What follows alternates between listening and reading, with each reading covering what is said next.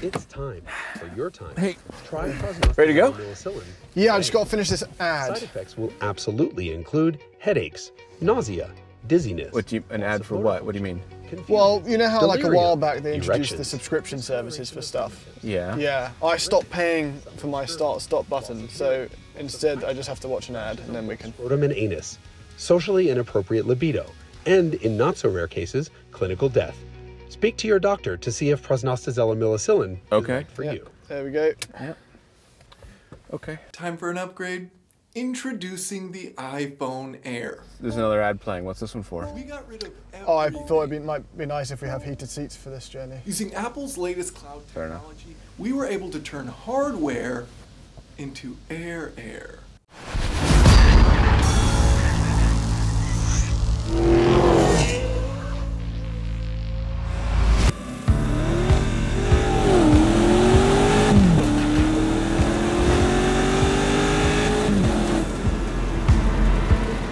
You're watching Throttle House. I'm Thomas. I'm James. And this is the BMW X7 M60i Life Cycle Impulse.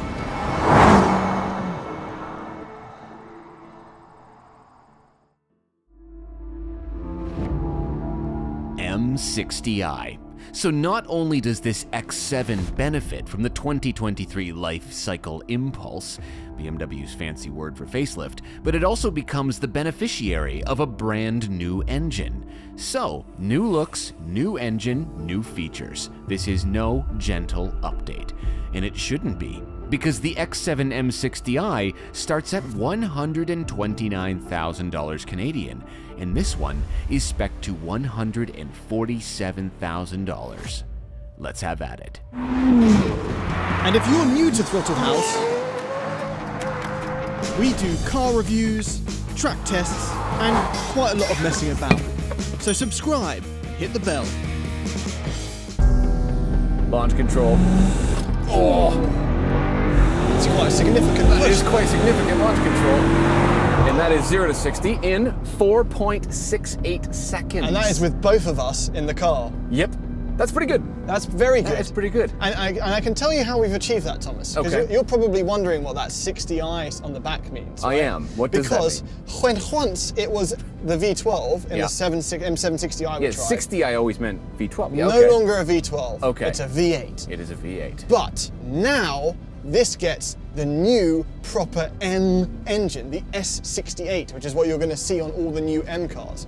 Right. So, you know, it's basically an all-new engine. It's got new crankshaft, new turbocharger technology, new oil sump.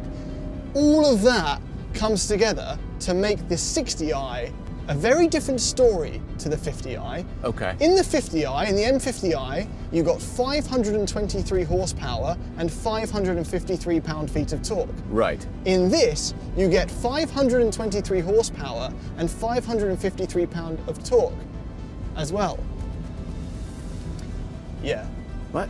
All the new stuff, and they've tuned it to make the exact same power as before, which is not true for the 40i. The 40i gets a 40 horsepower bump this Okay. year, and it's not true for the incoming Alpina, which is getting a horsepower bump, 18 horsepower bump to 630.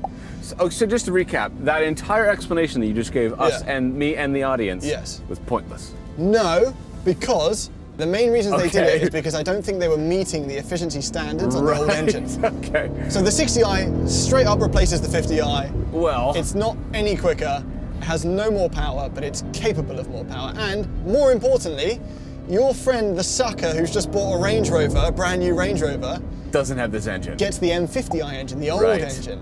So really, you're winning.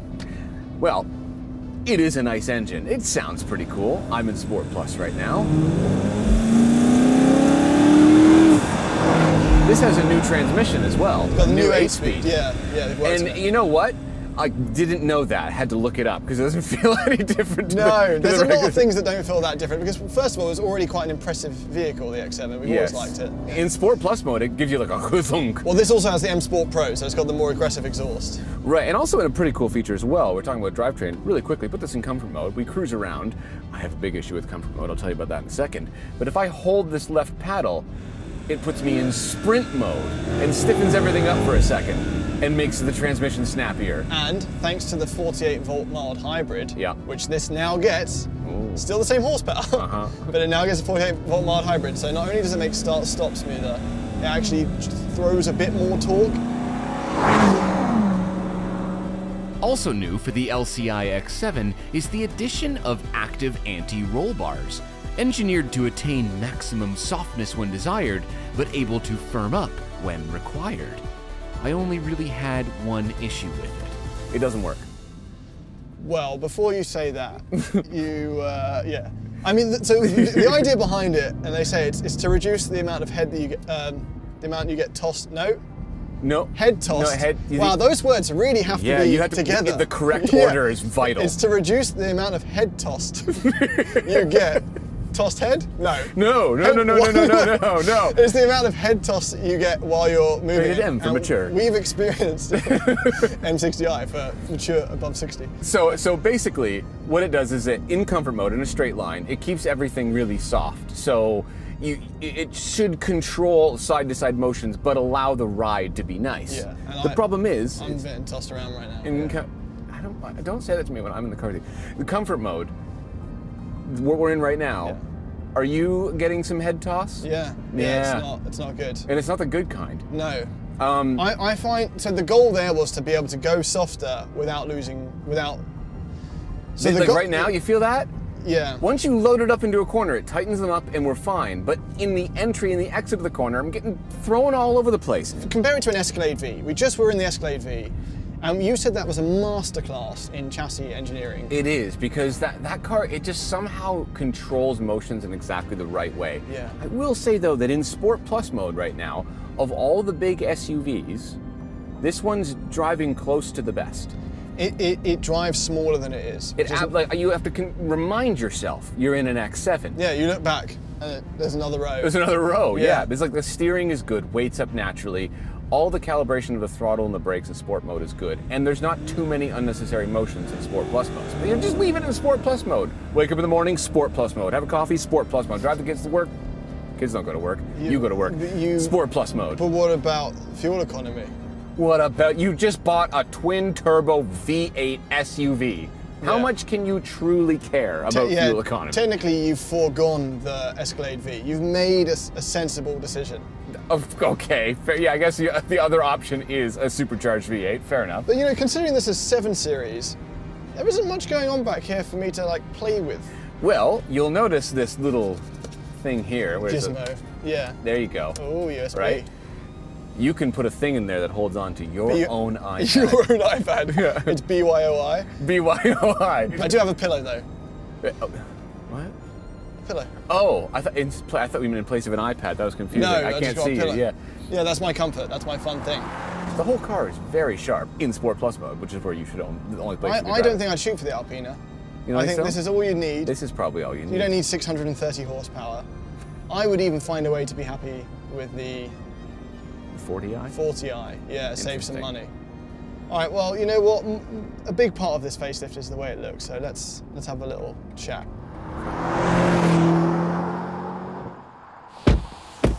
Thank you for bringing your weather with us, by the way, from England. I tried to dress Canadian. Yeah, you did. And I didn't. You succeeded. Yeah. You'd fool someone. I fooled everyone. Yeah. Pied Piper of Rain, I suppose. Yeah, until they see you try and play hockey. I can't even skate. On the ice, that is, on the ice. Right, yeah. Okay, yeah. Yeah. All right. This is an X7. Yes.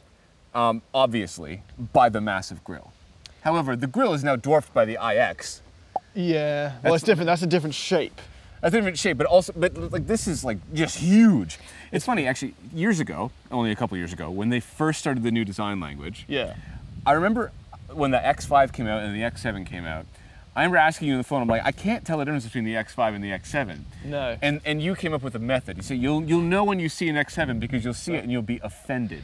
Yeah. That's the difference. The X7 is like, oh, that's big, but the X7. Have you or have you not got used to it in these couple of years? Does this now not look complete? I have got used to it. But I still regret. There was a sketch that we wrote that ended up on the cutting room floor, and I wonder if you remember this, where we were going to accidentally crash the X7 and the grill was going to be broken and I'd have to go get a replacement part, and I came back with a fence panel. I'm so glad we didn't do that. that's one of the ones we didn't do. But the difference There's a lot of those, the by the big way. difference now, so this hasn't actually changed in size to my knowledge, I don't think so. but we now have, for the first time ever, on a Yes. BMW, Yeah. split headlights. Wow. Yeah. So they made the headlights smaller so that the grille would look bigger? No, it's just, this is the new look now. The 7 Series is Yeah. going to have this as well. So And it comes with the free condensation on the inside. No, that's part of the spread effect for a warmer. It's like a diffuser on a Correct, light. it's a diffuser. Right. Yeah. Okay. But they're not the only people doing split headlights at the moment, are they? No. I feel like there was something we were in recently. What was that? Anyway. I think it looks good. You know, it honestly is a good-looking vehicle. I have, as you said, got used to the grille. It's great. I would be so mad if in like 15 years we look back on the current BMW design and we're like, wow, you know what? Those aged great and they nailed it. I 'Cause honestly, refuse to believe that's the truth. It's just, I don't have a problem with it. And they've added some stuff. So the tail lights. So first of all, and wing mirrors. M wing mirrors. Yeah, see, M badge on the front. See, my M2 does not have M wing mirrors, right? And I was upset about that. But every new non-full M that comes out that has these, I get happier and happier that mine doesn't have them. Oh, I see. Because it's diluted. Because it's diluted, yes. So we got this 3D patterning going on here. Yeah. When that's cool. When it's lit, it looks very cool. I really like that. Not changed that much at the back though. I'm surprised they didn't go with the Halo sword tail lights like on the Oh, the X3. Yeah, I'm surprised. And then for the first time ever for a BMW, Yeah. these are 22-inch, but you can get 23-inch wheels, wow, which the GLS already has. these are the 22s. These are 22s. This is definitely the move because the ride's just gonna be better. Well, they say that right? the 23 inches improve efficiency. Oh, maybe less rolling resistance or something. But like, I'll take a soft ride any day. Yeah. Right, over a liter per 100 kilometer. But yeah, so That's good. before we get the Alpina, this is as aggressive as an X7's going to look. Right. But they've got some cool stuff going on inside as well, because that's part of the update, the LCI. Let's take a look. Oh, it's soft close. It is, yeah. I 'cause didn't this, think. this is a 7 Series as an SUV. Lifted. And a part of that, because with the X7's always felt like a big X5. Yes. And nothing more. Whereas it's supposed to be a 7, so now we get iDrive 8. So I actually like iDrive 8 better, but I don't like the fact that it always seems to be in a screen box TV glued to the dashboard. Like they've really gone all in with Screen box it. TV glued to the So I described that badly. Terribly. It's a TV glued to the dashboard. It's a square. How else can you do a screen? Integrate it into the thing. And like before they had like the cool swoop on the corner, right? You're missing a swoop. I miss my swoop. All right. Yeah. I think it works really well. And because this is the new one, look at that. The ambient bar. Wow. Yeah. So this is more ambient lighting, first of all. So it Yeah. matches the color of the ambient lighting. It's great. You can actually see it coming through the speaker even right now in the daytime. It's But really it cool. also changes. This, if you get a phone call, it does different things. Is it like a flash with a phone call? It just does like an effect bar, kind of like the S-Class did with its like. Oh yeah, but that was cool. No, this is a really nice interior. What were we just in that was like similar? Oh, the Escalade V.